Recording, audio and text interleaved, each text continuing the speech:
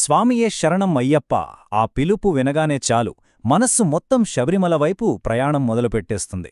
అయితే ఈరోజు మన ప్రయాణం ఆ పవిత్రమైన చిన్న పాదం మార్గంలో. అందులో ప్రతి మజిలీ వెనుక ఉన్న అస్సలు అర్థమేంటో తెలుసుకుందాం. నిజం. ఆ శరణ ఘోష ఎప్పుడైతే వినిపిస్తుందో అప్పుడే అసలు ప్రయాణం మొదలైనట్టు. అంటే మనం కొండ ఎక్కడానికి ముందే మనసుతో యాత్ర మొదలైపోతుందన్నమాట. ఆ క్షణం నుంచి ఇక ప్రతి శ్వాస, ప్రతి ఆలోచనలో స్వామి నామస్మరణ తప్ప ఇంకేమీ ఉండదు. అయితే అసలు అయ్యప్ప స్వామిని ఎలా చేరుకోవాలి? ఇదే కదా ప్రతి భక్తుడి మదిలో వచ్చే మొదటి ప్రశ్న. ఆ పవిత్రమైన ప్రయాణంలో ఏమేముంటాయి, ఏ ఏ ఘట్టాలుంటాయి? పదండి, ఈ ప్రశ్నలన్నింటికీ సమాధానాలు వెతుకుదాం. చాలామందికి శబరిమల యాత్ర అంటే పంబ నుంచి కొండెక్కడం అని అనుకుంటారు. కాని అసలు యాత్ర అక్కడ మొదలవ్వదు. దానికి చాలా ముందే మొదలవుతుంది. ఎప్పుడు? ఆ మాల వేసుకున్న క్షణం నుంచి ఆ 41 రోజుల కఠోర దీక్షతోనే అసలు యాత్ర మొదలవుతుంది. సరే, అయ్యప్ప స్వామిని చేరడానికి ముఖ్యంగా 2 దారులున్నాయి. ఒకటి చిన్న పాదం, ఇంకొకటి పెద్ద పాదం. ఈరోజు మనం చాలామంది భక్తులు వెళ్లే చిన్నపాదం మార్గం గురించి వివరంగా మాట్లాడుకుందాం. ఈ మొత్తం యాత్రకి పునాది లాంటిది ఈ మండల దీక్ష. ఇది శరీరాన్ని, మనస్సుని కూడా శుద్ధి చేసే ఒక 41 రోజుల కఠినమైన వ్రతమన్నమాట. ఈ టైంలో భక్తులు బ్రహ్మచర్యం పాటిస్తారు, సాత్వికమైన జీవితం గడుపుతారు. ఇలా స్వామి దర్శనానికి వాళ్ళని వాళ్లు పూర్తిగా సిద్ధం చేసుకుంటారు. ఆ మాల వేసుకున్నారంటే ఇక యాత్ర మొదలైనట్టే. ఇందులో ఒక చాలా ఆసక్తికరమైన విషయం ఉంది. అదేంటంటే, ఈ దీక్ష కేవలం మాల వేసుకున్న ఒక్కరికే పరిమితం కాదు. ఆ ఇంట్లో వాళ్లు కూడా, ఆ కుటుంబం మొత్తం కొన్ని నియమాలను పాటించాల్సి ఉంటుంది. అంటే ఇదొక వ్యక్తి చేసే దీక్ష కాదు, ఒక కుటుంబం అంతా కలిసి చేసే ఒక పవిత్రమైన కార్యం. సరే, ఇప్పుడు దీక్ష పూర్తయింది. ఇక భౌతికంగా ప్రయాణం మొదలుపెట్టే చోటుకు వెళ్దాం. ఆ పవిత్రమైన స్థలమే పంబా నది. మనకి ఉత్తర భారతదేశంలో గంగానదిని ఎంత పవిత్రంగా భావిస్తారో, సరిగ్గా దక్షిణాన అయ్యప్ప భక్తులకు పంబానది కూడా అంతే పవిత్రం. అందుకే దీన్ని దక్షిణ గంగా అని కూడా పిలుస్తారు. దీనికింత పవిత్రత రావడానికి వెనుక ఒక పెద్ద పురాణగాథే ఉంది. పురాణాల ప్రకారం చూస్తే ఈ పంబా నది అయ్యప్పస్వామి అవతారానికి ప్రత్యక్ష సాక్షి. ఎలాగంటే, శివకేశవుల తేజస్సుతో మణికంఠుడు జన్మించారు కదా, ఆ పసికందుని పందలరాజు రాజశేఖరుడు కనుగొన్నది సరిగ్గా ఈ నది ఒడ్డునే. ఆయనే తర్వాత అయ్యప్పస్వామిగా పెరిగారు. అందుకే ఈ ప్రదేశానికి ఇంత ప్రాముఖ్యత, ఇంత పవిత్రత. ఇక కొండ ఎక్కడానికి ముందు ఇక్కడ కొన్ని ముఖ్యమైన ఆచారాలు పాటిస్తారు భక్తులు. ఫస్ట్, పంబా నదిలో ఒక పవిత్ర స్నానం చేస్తారు. ఇది పాపాలని కడిగేస్తుందని నమ్మకం. తర్వాత ఎలాంటి విఘ్నాలు రాకూడదని పంబా గణపతికి పూజలు చేస్తారు. ఇక పితృదేవతల ఆశీస్సుల కోసం తర్పణాలు కూడా వదిలి ఆ తర్వాతే అసలు ప్రయాణాన్ని స్టార్ట్ చేస్తారు. పంబలో స్నానం అయిపోయింది, పూజలైపోయాయి.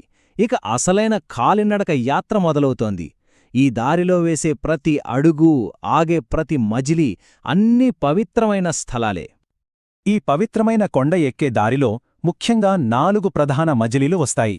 మొదట నీలిమల, దాని తర్వాత అపాచిమేడు, అక్కడ్నుంచి శబరిపీఠం, ఇక చివరిగా శరంకుత్తి. సరే, పదండి, ఒక్కొక్కటి ఏంటో చూద్దాం. ఈ యాత్రలో మొదటి అసలైన పరీక్ష నీలిమల కొండ ఎక్కడం. ఇది చాలా నిటారుగా ఉంటుంది. భక్తుల శారీరక శక్తికి ఇది ఒక పెద్ద పరీక్ష అన్నమాట. దాన్ని దాటిన తర్వాత అపాచిమేడు వస్తుంది. ఇక్కడ ఒక ప్రత్యేకమైన ఆచారముంది.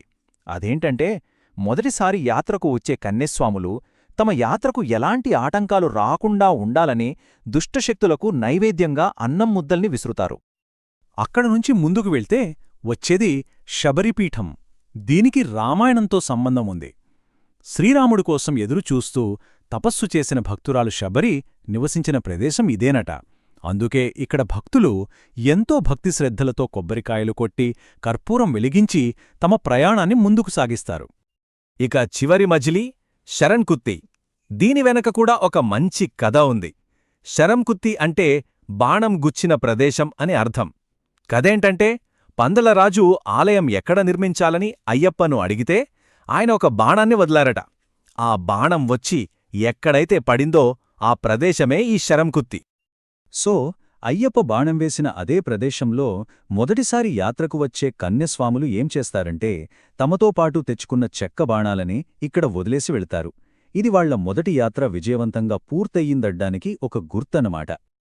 ఇంత కష్టమైన ప్రయాణం తర్వాత ఎట్టకేలకు భక్తులు తమ చివరి గమ్యాన్ని అంటే సన్నిధానాన్ని చేరుకుంటారు. యాత్రలో అత్యంత ముఖ్యమైన ఘట్టం ఇక్కడే ఉంటుంది. సన్నిధానంలోకి అడుగుపెట్టే ముందు భక్తులకి ఒక దివ్యమైన సంఖ్య ఎదురవుతుంది. అదేంటో తెలుసా? 18. అవే 12 టాంబడి అంటే 18 పవిత్రమైన మెట్లు. ఈ 18 మెట్లు కేవలం రాతి మెట్లు కావు, అవి 18 వేర్వేరు తత్వాలకు ప్రతీక.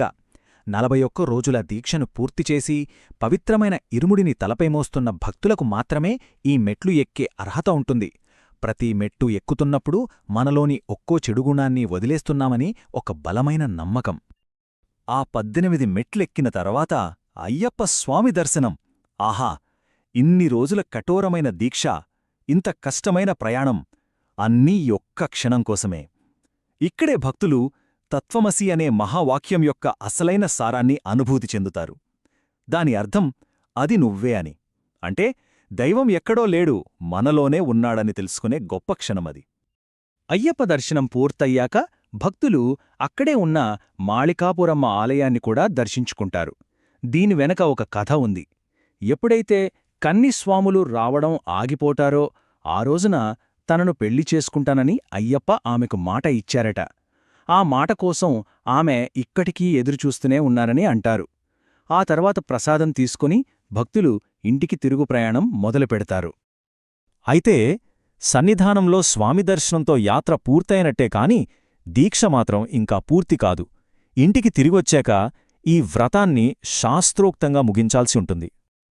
ఇంటికి చేరుకున్న తరువాత యాత్ర సంపూర్ణమవ్వాలంటే కొన్ని చివరి ఆచారాలు పాటించాలి. ముందుగా గురుస్వామికి, తల్లిదండ్రులకు నమస్కరించాలి. ఆ తరువాత ఇరుముడిలో తెచ్చిన పవిత్రమైన బియ్యాన్ని వండి దాన్ని ప్రసాదంగా అందరికీ పంచాలి.